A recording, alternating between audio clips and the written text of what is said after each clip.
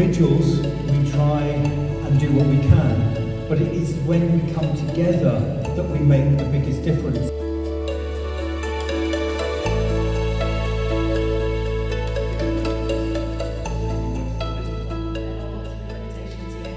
When we say we are having to choose between heating and eating, you do the maths. We really do. What they don't understand, them in power, is that things don't go away or get better always, like autism or MS.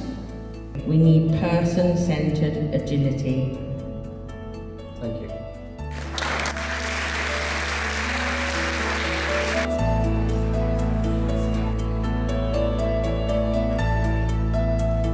If we want Cornwall and the Isles of Scilly to be a living wage place where employers pay fairly, it is not enough to tolerate this idea. We all have to want it. You could put 2 stones into the first 3, cover your rent, cover your energy costs, cover your dependents, and then you have no stones left for food.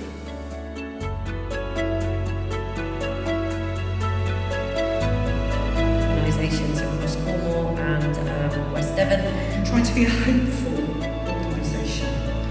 And I had an absolutely fantastic day out with Zoe Nixon, so thank you Zoe, I'm not sure where you're sat.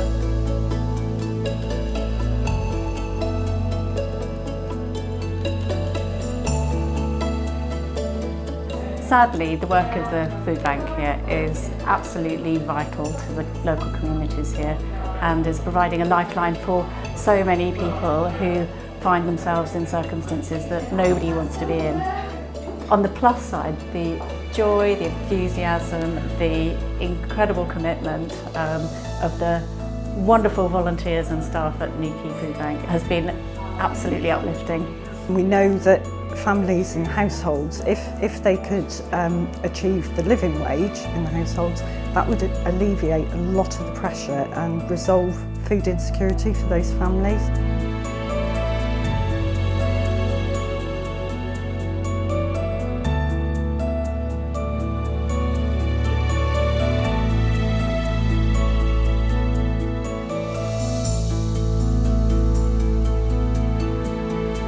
Hello, I'm Rachel Wigglesworth. I'm the Director of Public Health and I've come here today to Citizens Advice Cornwall in Liskeard and the office here, and I've been meeting some of the staff and talking about the work they do as part of Challenge Poverty Week in Cornwall.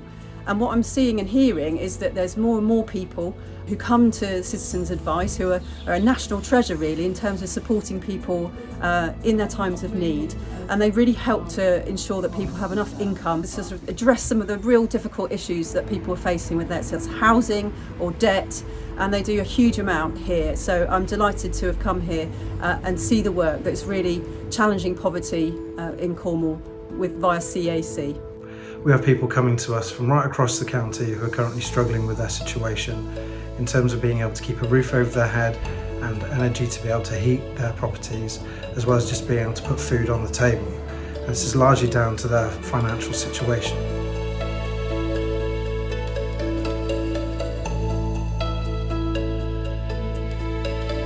Hi, I'm Kate Canally and I'm Chief Executive of Cornwall Council. I'm here today at Truro Food Bank as part of Challenge Poverty Week. Well, the cost of living crisis has highlighted that there are many people in Cornwall that are struggling with the day-to-day cost of living.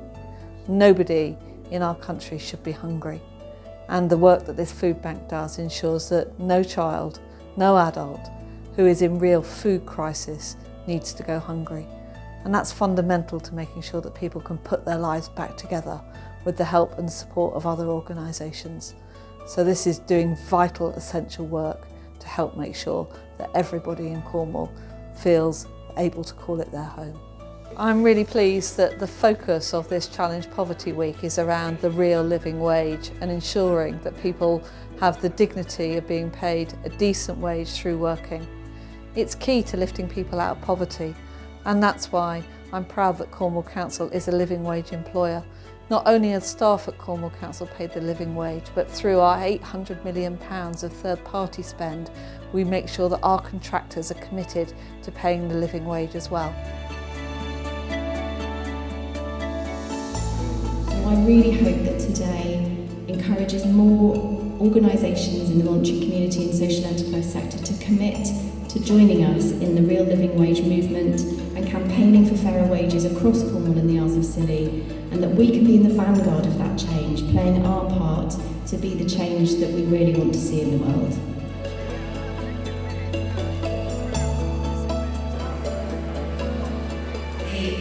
All the flats and all the dark windows, all those empty properties, it can be incredibly frustrating, the inequality. Having investment, it takes a while sometimes to get that payback. Together, with courage, we can challenge low pay here in Cornwall. We won't get everybody on board, but we can challenge it so it is normalised.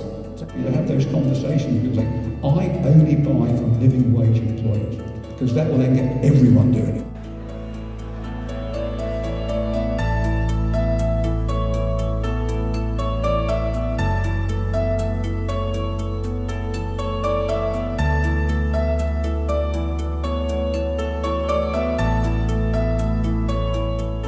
I'm currently in Centenary Chapel in Cambourne, which is the headquarters of Transformation CPR, which is the food bank that serves this particular area. We're visiting today because, first of all, I'm incredibly proud of this and I want everybody to know what a fabulous resource it is, but also because this is part of the Challenge Poverty Week, and it's really important for everybody to see what we have here and how many people we're actually serving in this particular area.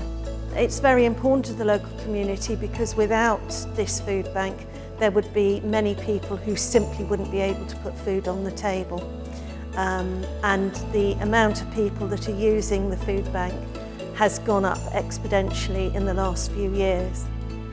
A lot of people who are using the food bank here who are actually in work, but their wages do not cover their essential needs, so they need to use the food bank, which is why it is all the more important that as many organisations as possible become accredited and sign up to the real living wage, and that Cornwall becomes a place where the real living wage is the norm.